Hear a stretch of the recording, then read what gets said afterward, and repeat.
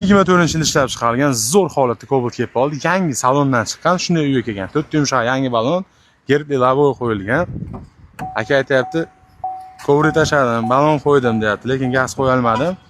Yurmagan, 0 probegi, yangi mashina 24. Olasan, minasan degan mashina Cobalt. Hammamizga nasib qilsin, ilohim, hech bo'lmasa mashina Cobaltda meni yurish. Yangi paket mashina. Orqasiga kovri tashlabdi aka. Barda almashtiribdi.